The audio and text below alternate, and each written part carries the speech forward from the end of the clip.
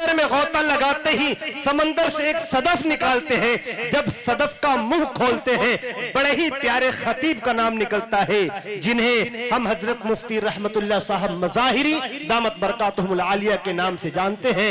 यकीनन हजरत वाला की शख्सियत मुहताज तारुफ नहीं, मदारिस निस्मा जो है कई मदरसे इनके निगरानी में चल रहे हैं और इन्हें आप सुनेंगे तो ये मेरा दावा है कि कल परसों नहीं बरसों याद रखेंगे।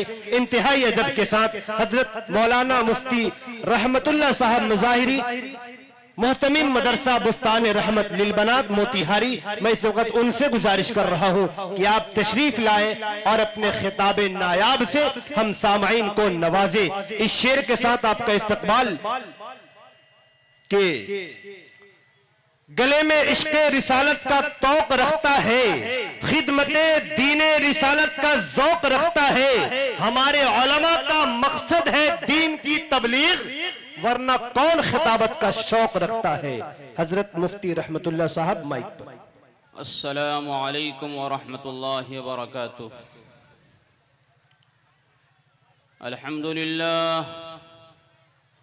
अल्हम्दुलिल्लाह नहमदुहु व नस्तईनुहु व नस्तगफिरुहु व नु'मिनु बिही व नतवक्कलु अलैहि व नऊज़ु बिल्लाहि मिन शुरूरि अंफुसिना व मिन सय्यिआति अमालिना।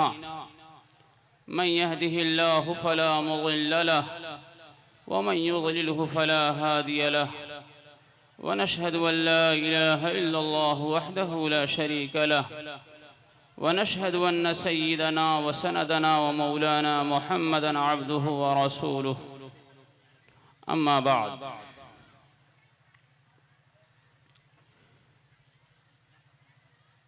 क़ाल अल्लाहु तआला फ़ी कलामिहिल मजीद अऊज़ु बिल्लाहि मिनश शैतानिर रजीम बिस्मिल्लाहिर रहमानिर रहीम। इक़रा बिस्मि रब्बिकल लज़ी ख़लक़ खलक़ल इंसान मिन अलक़। इक़रा व रब्बुकल अकरम अल्लज़ी अल्लम बिल क़लम। सदक़ल्लाहुल अज़ीम। मेरे मोहतरम बुज़ुर्गों और दोस्तों, स्टेज पे तशरीफ़ फरमा हज़रात उलमाए किराम, दानिशवरान शहर और दूर दराज से तशरीफ़ लाए हुए हज़रात सामईन और मेरी पर्दा नशी माँ और बहनों, ये जलसा ये इस्लाही जलसा है। हमें इस जलसे से कुछ अहम पैगाम लेकर जाना चाहिए।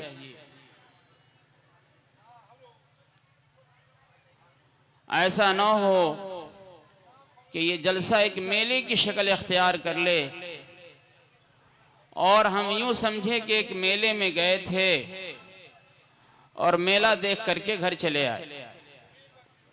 ऐसा नहीं होना चाहिए। हमें यहाँ से कुछ अहम पैगाम लेकर जाना चाहिए। हमारा मकसद ज़िंदगी क्या है, हम यहाँ क्यों आए, हमें क्या करना चाहिए। अल्लाह ताला ने जो हमें और आपको अजीम नेमतों से नवाजा, उन नेमतों की शुक्रगुजारी क्या होनी चाहिए। अल्लाह ताला ने हमें और आपको दुनिया की बड़ी बड़ी नेमतें दी हैं, आखिरत की अजीम नेमत दी है, दुनिया की अजीम नेमत दी है। सबसे अजीम नेमत ईमान की नेमत है कि अल्लाह ताला ने हमें और आपको ईमान की तौफीक अता फरमाया, अपने नबी के सदक़े में सुन्नत व शरीयत जैसी अजीम नेमत से नवाजा। ये नेमत वो है कि जब इंसान इसकी कदरदानी करता है तो उसकी दुनिया भी बनती है और उसकी आखिरत भी बनती है। आज पूरी दुनिया परेशान है, दुनिया की तमाम नेमतें उसके पास मौजूद है, लेकिन क़ल्बी सुकून उसके पास नहीं है। उसका दिलो दिमाग परेशान है, चूंकि अल्लाह की तरफ से जो ईमान की नेमत मिली हुई है उस नेमत की कदरदानी उसके पास नहीं है। और बहुत से वो लोग हैं जिसके पास ये नेमत ही नहीं है। उन नेमतों में एक अजीम नेमत औलाद की नेमत है। अल्लाह ताला ने हमें और आपको औलाद जैसी अजीम नेमत से नवाजा। ये नेमत अल्लाह ताला सबको नहीं देते। कुरान करीम कहता है हम जिसे चाहते हैं बेटा देते हैं, जिसे चाहते हैं बेटी देते हैं, जिसे चाहते हैं दोनों देते हैं, और जिसे चाहते हैं औलाद की नेमत से महरूम कर देते हैं। हम में बहुत सारे लोग साहिब औलाद हैं, लेकिन हमारी औलाद किस राह पे चल रही है और हमारी औलाद की जिंदगी कैसी गुजर रही है, इसकी फिक्र बहुत कम लोग करते हैं। अपनी औलाद की हर छोटी बड़ी नकलो हरकत पे नजर होनी चाहिए। हम अपनी औलाद के साथ खेले कूदे, उनसे प्यार और मोहब्बत करें। बाज लोग औलाद को मारते और पीटते रहते हैं, गाली देते हैं, बुरा भला कहते हैं, तानो तशनी करते हैं। ये तरीका बहुत गलत है। अगर आप चाहते हैं कि आपकी औलाद बड़ी होकर एक बड़ा काम करे, मुल्क व मिल्लत के काम आए, इंसानियत के काम आए, इंसानियत की खिदमत करे, तो याद रखिए आपको अपने औलाद की कदर करनी होगी। आपको अपने औलाद की अजमत को पहचानना होगा। ये छोटे छोटे बच्चे यही कौम के मुस्तकबिल हैं, यही इस मुल्क के मुस्तकबिल हैं।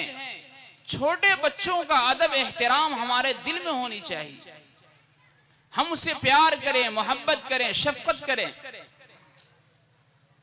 हजरत अनस बिन मालिक रज़ी अल्लाह तआला अन्हु मशहूर सहाबी हैं। छोटी सी उम्र थी, उनकी मां ने अल्लाह के नबी सल्लल्लाहु अलैहि वसल्लम के हवाले कर दिया। 10 साल तक हजरत अनस बिन मालिक रज़ी अल्लाह तआला अन्हु अल्लाह के नबी की खिदमत में रहे।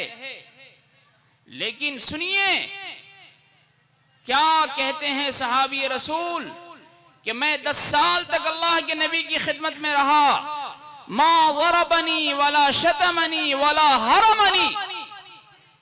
इस 10 साला मुद्दत में न तो कभी मेरे नबी ने मारा, न कभी डांटा, न कभी बुरा भला कहा, और नहीं कभी ये कहा कि ऐ अनस तूने ये काम क्यों किया है, और नहीं कभी ये कहा कि ऐ अनस ये काम तूने क्यों नहीं किया।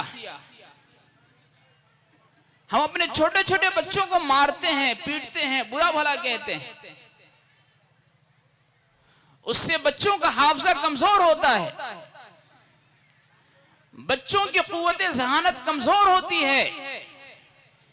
बच्चों की इज्जत नफ्स का ख्याल रखना चाहिए। हर इंसान अपनी इज्जत चाहता है।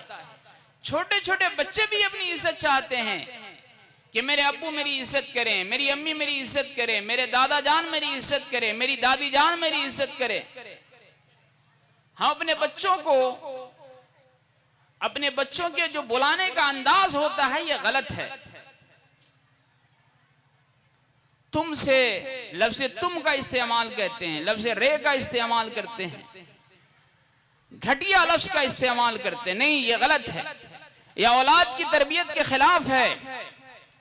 अपने बच्चों से पूछना हो तो ये पूछिए, बेटा आप कैसे हैं, बेटा आपकी तबीयत कैसी है, बेटा आपने खाना खाया है, बेटे आप स्कूल गए थे, बेटे आप कैसे हैं।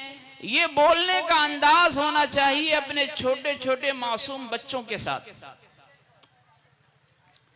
अगर हम अपने बच्चों से ये कहते हैं कि तुम कहां गए थे, किसके साथ गए थे, तुम कहां थे, किस दोस्त के साथ थे, और कहते कहते बाद लोग तो मारने पीटने लगते हैं। अगर ये अल्फाज हम छोटे बच्चों के लिए इस्तेमाल करते हैं तो वो बच्चे भी हमसे यही सीखते हैं। ये बोलने का तरीका गलत है, ये सबक लेकर के जाइए यहां से। मैं एक मदरसे में गया, दोपहर का वक्त था। एक बच्चे से मैंने पूछा कि बेटा ये बताओ आपके फलां उस्ताद कहां गए हैं? तो उस बच्चे ने जवाब दिया, मेरा उस्ताद घर गया हुआ है। एक बच्चे से पूछा फलां कारी साहब कहां है? तो उस बच्चे ने बताया कि वो कमरे में सो रहा है। मैंने कहा नाइम साहब कहां गए हुए हैं?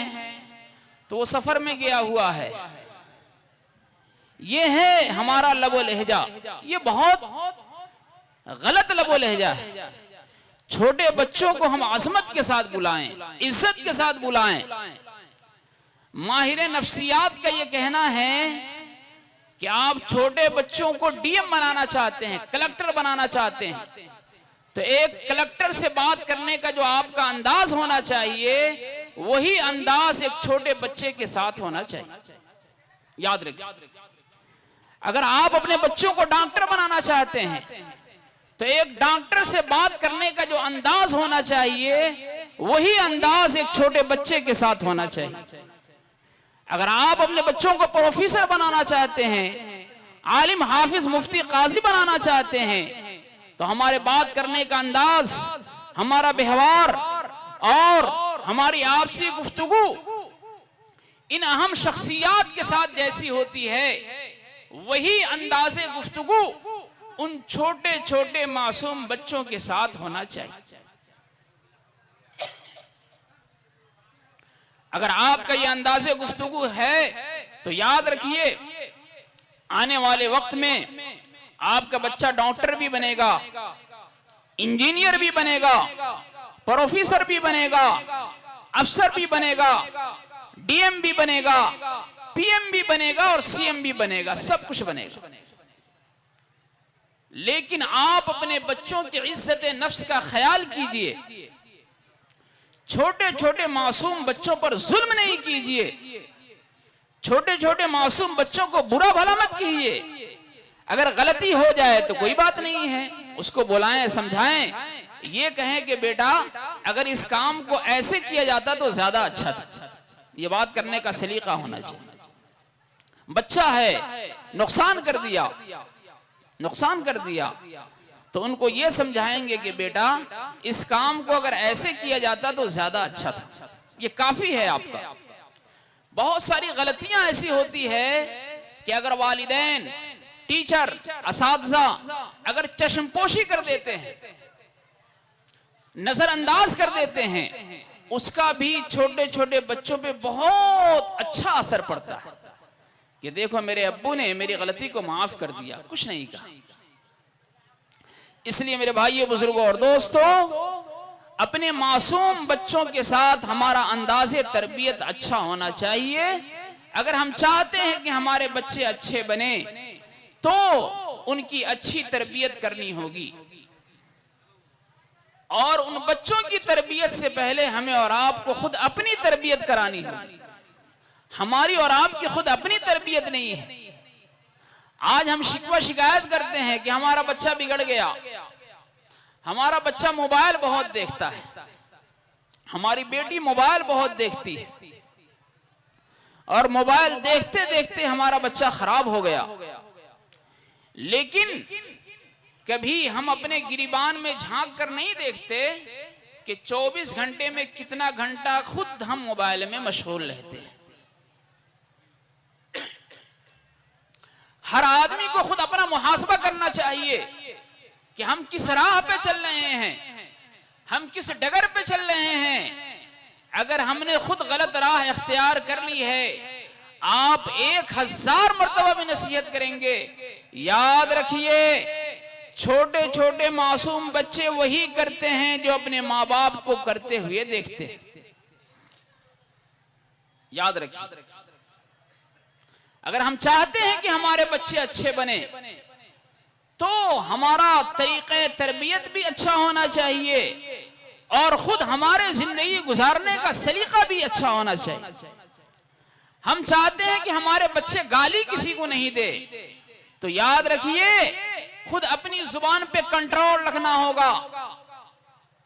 हम किसी को गाली नहीं दे, अपनी बीवी को समझाएं कि तुम्हें किसी को गाली नहीं देना है, किसी को बुरा भला नहीं कहना है, किसी को तानो तशनी नहीं करना है, तब तो आपकी तरबियत अच्छी हो सकती है, वरना यह तरबियत बेफायदा है।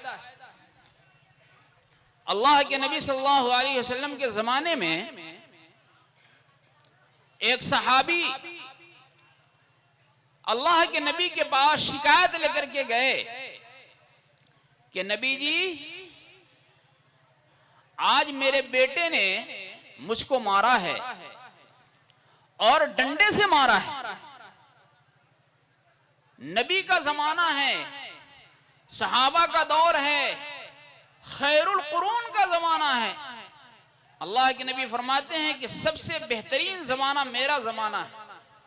उस जमाने का वाकया मैं बता रहा हूं कि एक सहाबी के बच्चे ने एक सहाबी रसूल को मारा और डंडे से मारा, और उनकी बीवी को भी डंडे से मारा।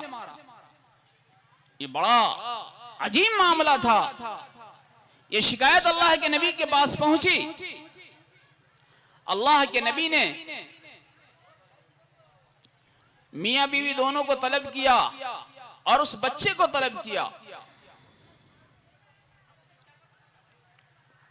बच्चे से पूछा कि बेटा ये बताइए, आपने अपने अब्बू और अम्मी को क्यों मारा है?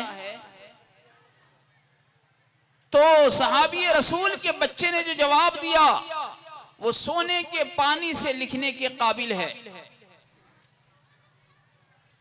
कहा, अल्लाह के नबी, इन्होंने मुझे पढ़ाया लिखाया नहीं। जब मैं बच्चा था तो इन्होंने बकरियां चराने के लिए मुझे जंगल में भेज दिया। जब कुछ और बड़ा हुआ तो ऊंट चराने के लिए जंगल में भेजा। मैं ऊंट चराया करता था और ये ऊंट आपस में लड़ते थे, बकरियां आपस में लड़ती थी। तो मैंने अपने अब्बू से कहा कि अब्बू क्या करना चाहिए? तो मेरे अब्बू ने बताया था कि एक डंडा अपने साथ रखा करो, जब ये दो जानवर आपस में लड़े तो इन दोनों के पांव पर जोर जोर से मारना, यहां तक कि ये दोनों अलग हो जाएं। आज मैंने देखा कि मेरे अब्बू मेरी अम्मी दोनों आपस में लड़ रहे थे और इन दोनों की लड़ाई खत्म नहीं हो रही थी। तो मेरे अब्बू ने मुझे ये तरीका बताया था, इसलिए आज मैंने डंडा लेकर अपने अब्बू और अम्मी के पांव पे खूब जोर जोर से मारा तो दोनों के झगड़े खत्म हो गए। ये सबक मेरे वालिद साहब का सिखाया हुआ। हम जो कुछ करते हैं हमारे बच्चे हमसे वही सीखते हैं। आजकल हमारा नौजवान, जवान क्या, बूढ़े का, बच्चे का, सब इस बीमारी में मुब्तला हैं कि घंटों घंटों हम लोग मोबाइल में अपना वक्त जाया कर रहे हैं। क्या ये गलत है या सही है? आप लोग बताइए, गलत है कि सही है? घंटों घंटों हम लोग मोबाइल में अपना वक्त जाया कर रहे हैं और हमारे छोटे छोटे मासूम बच्चे देखते हैं कि हमारी अम्मी रात को इशा के बाद मोबाइल 2-2 घंटे 3-3 घंटे में लगाती है। हमारे वालिद साहब मोबाइल में लगे रहते हैं, तो वो छोटे छोटे मासूम बच्चे भी मोबाइल देखते हैं। याद रखिए, मोबाइल इस जमाने का सबसे बड़ा फितना है। मोबाइल इस जमाने का सबसे बड़ा फितना है और सबसे ज्यादा नुकसानदेह चीज है। आपका वक्त भी जाया होता है, आपकी सेहत भी जाया हो रही है। जितना हम मोबाइल को देखते हैं हमारी जिस्मानी ताकतें कमजोर हो रही है, दिमागी ताकतें कमजोर हो रही है, हमारा कल्बो जिगर, हमारा दिमाग कमजोर होता जा रहा है। इसलिए हमें भी इस पर अमल करना चाहिए। ज्यादा देर तक मोबाइल फोन से बात नहीं करना चाहिए, ये तरीका गलत है। बाद लोग तो आधा आधा घंटे, एक एक घंटे मोबाइल में लगे रहते हैं और पूरे जिस्म में उसका इन्फेक्शन फैलता रहता है, हमें इसका एहसास नहीं होता। आप डॉक्टरों से पूछिए, साइंसदानों से पूछिए कि इसका कितना बड़ा नुकसान है। इसका जबरदस्त नुकसान है। इस नुकसान को हमें और आपको समझना चाहिए। बड़े डॉक्टरों का यही कहना है कि अगर आपको बात करना हो तो वॉइस मैसेज के जरिए आप अपने पैगाम को पहुंचाइए। व्हाट्सएप पे आप अपने पैगाम को भेज दीजिए, उधर से भी पैगाम आ जाएगा, आपका वक्त भी जाया नहीं होगा और आपकी सेहत भी खराब नहीं। कम से कम वक्त में आपका काम चल सकता है। अगर मैसेज के जरिए हम लोग काम करें, हमारी सेहत भी अच्छी रहेगी और मोबाइल का गलत इस्तेमाल भी नहीं होगा। मोबाइल एक जरूरत भी है, जरूरत को जरूरत की हद तक इस्तेमाल करने में कोई हरज नहीं। मोबाइल एक जरूरत भी है, जरूरत को जरूरत की हद तक इस्तेमाल करने में कोई हरज नहीं है, लेकिन इसका इस्तेमाल बेजा हो रहा है। उसकी वजह से छोटे छोटे बच्चे जाया हो रहे हैं। मुस्तकिल वो गेम खेलते रहते हैं। माँ अलग गेम खेल रही है, बाप अलग गेम खेल रहा है, बच्चे अलग गेम खेल रहे हैं।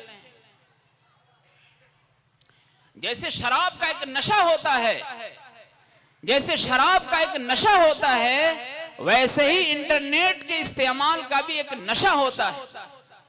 जिसको इसका नशा लग जाए, याद रखिए ये उसकी जिंदगी के लिए खतरनाक वक्त है।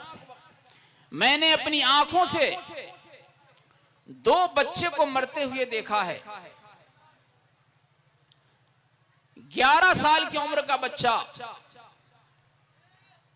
7 साल 6 साल की उम्र से वो मोबाइल का आदी हो गया। वो कभी पढ़ने स्कूल नहीं जाता था, मदरसा नहीं जाता था, मकतब नहीं जाता था। उसके माँ बाप ने बड़ी कोशिश की, बड़े तावीज गंडे किए, बड़ी तदबीरें की। जब वो नहीं माना तो मोबाइल को बैग में, थैले में उसको जब्त कर लिया। वो बच्चे खुदकुशी कर लिए। मोबाइल के न मिलने की वजह से उन बच्चों ने खुदकुशी कर लिया, जहर खा लिया। मोबाइल का नशा इतना खतरनाक नशा है, इस नशा को आप लोग समझिए। हमारे नौजवान इस नशा को उतारें, हमारी माँ बहनें मोबाइल के नशा को उतारें। आपका जब नशा उतरेगा तब आपके बच्चों का नशा उतरेगा। जब तक हमारा और आपका नशा नहीं उतरेगा, उस वक्त तक ये छोटे छोटे मासूम बच्चों का नशा भी उतरने नहीं जा रहा है और हमारी नस्लें जाए होंगी, हम जाए हो जाएंगे, बर्बाद हो जाएंगे। हमारे छोटे छोटे मासूम बच्चे बर्बाद हो जाएंगे। उनके पास कोई मेयारी तालीम नहीं हो सकती है। इसलिए मेरे भाइयों, बुजुर्गों और दोस्तों, हमें और आपको औलाद की तरबियत की फिक्र करनी चाहिए। तरबियत औलाद बहुत बड़ी चीज है। हम लोग जो करते हैं वही हमारे बच्चे भी करते हैं। अगर हम सच बोलेंगे तो हमारे बच्चे सच बोलेंगे। हम झूठ बोलते रहें और अपने बच्चों को सच की तरगीब देते रहें तो ऐसा हो नहीं सकता। इसलिए हमें और आपको अच्छा बनना होगा। हम अच्छे रहेंगे, हमारे बच्चे भी अच्छे रहेंगे। ये छोटे छोटे मासूम बच्चे ये कौम के मुस्तकबिल हैं, ये कौम के मेहमान हैं और इनके जरिए मुल्क व मिल्लत को काम लेना है। इसलिए इन बच्चों की सही तरबियत हमारे और आपके लिए जरूरी है। दूसरी अहम बात यह है, हम में से हर एक को इस बात की कोशिश करनी चाहिए। स्टेज पे तशरीफ फरमा हमारे अकाबरीन भी हैं, हमारा ये मजमा भी है कि हमारे जिम्मे कोई फर्ज नमाज बाकी न रहे, हमारे जिम्मे कोई फर्ज रोजा बाकी न रहे, हमारे जिम्मे फर्ज हज बाकी न रहे। अगर हम साहिब निसाब हैं और अब तक हमने हज नहीं किया है तो हमें हज कर लेना चाहिए। अगर हम बालिग हैं और अब तक हमने नमाजें नहीं पढ़ी है, हमारे जिम्मे में बहुत सारी नमाजें बाकी हैं, तो हमें अपनी नमाजों की क़ज़ा करनी चाहिए। हम में से हर एक को साहिब तरतीब बनना चाहिए।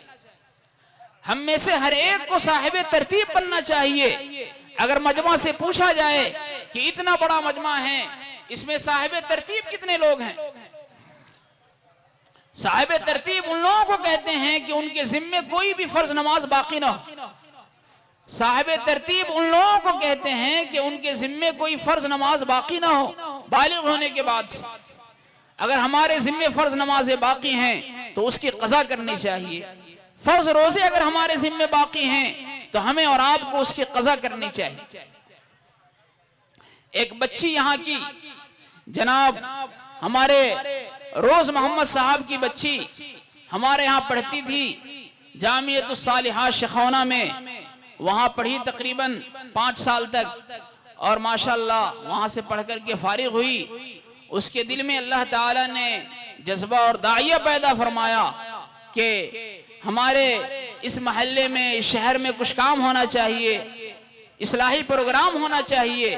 एक छोटी सी बच्ची की फिक्र पर देखिए माशाअल्लाह इतने सारे लोग जमा हो गए। तमाम हम अराकीन जलसा के भी बड़े शुक्रगुजार हैं कि उन्होंने बहुत सारे इंतजामात किए हैं और नातजर्बाकारी में बहुत सारी कमियां रह जाती है।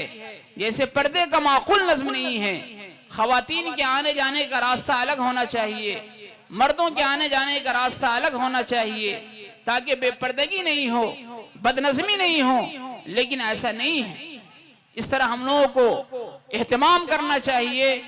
अव्वलन तो सबसे बेहतर यह है कि दिन का प्रोग्राम किया जाए, लेकिन अगर हम रात का प्रोग्राम करते हैं तो प्रोग्राम लंबा नहीं हो और खवातीन के आने जाने का रास्ता अलग हो, मर्दों के आने जाने का रास्ता अलग हो, ताकि बदनज़मी नहीं हो, बेतरतीबी नहीं हो। तीसरी अहम बात और वो ये है कि तालीम एक ऐसी अजीम नेमत है कि अल्लाह ताला इल्म के जरिए छोटों को बड़ा बना देता है। इल्म के अंदर अल्लाह ताला ने उलू रखा है। अल्लाह ताला इल्म के जरिए कमजोर से कमजोर घराने के लोग जब वो इल्म हासिल कर लेते हैं तो अल्लाह ताला उसको बहुत ऊंचा मकाम अता फरमा देता है। कुल हल यस्तविल्लज़ीना यअलमून वल्लज़ीना ला यअलमून, ऐ नबी जी कह दीजिए क्या अहले इल्म और ना जानने वाले ये दोनों बराबर हो सकते हैं? क़यामत की सुबह तक ये दोनों बराबर नहीं हो सकते। इसलिए मेरे भाइयों, बुजुर्गों और दोस्तों, हमें और आपको इस बात की कोशिश करनी है, हमारी औरतें भी, हमारी माएँ और बहनें भी, और ये हमारा नौजवान तबका भी इस बात की कोशिश करें कि अगर जरूरत पड़े फाका करने की तो फाका करेंगे।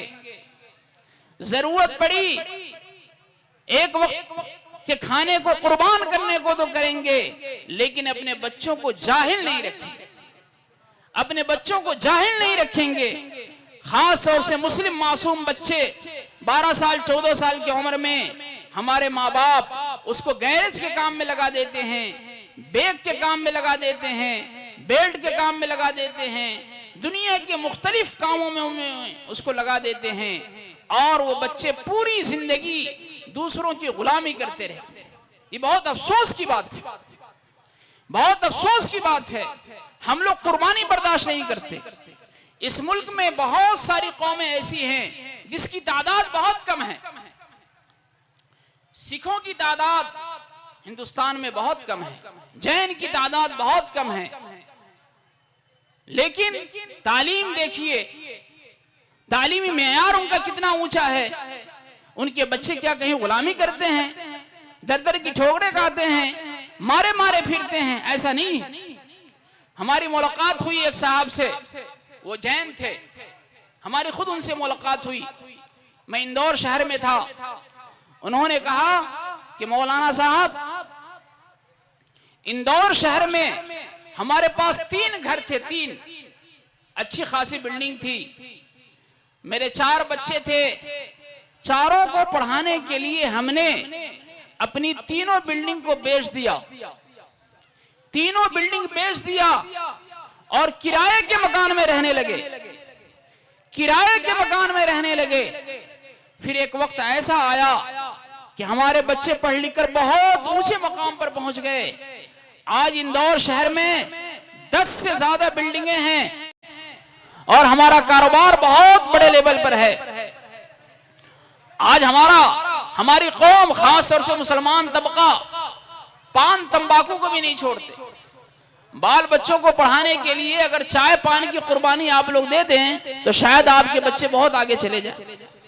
चाय पान पे जितना हम लोग पैसा खर्च कर देते हैं, उतना पैसा भी अपने बच्चों की तालीम पे खर्च करना हमें गवारा नहीं है। इसलिए मेरे भाइयों, बुजुर्गों और दोस्तों, वो कौम कभी तरक्की नहीं कर सकती है जिस कौम के लोग अपनी जान माल, अपनी ताकत और कुव्वत तालीम पर खर्च न करें। जिस कौम के लोग तालीम पर, शिक्षा पर, एजुकेशन पर अगर अपनी जानी माली कुर्बानी नहीं देंगे, वो कौम हमेशा गुलाम रहेगी।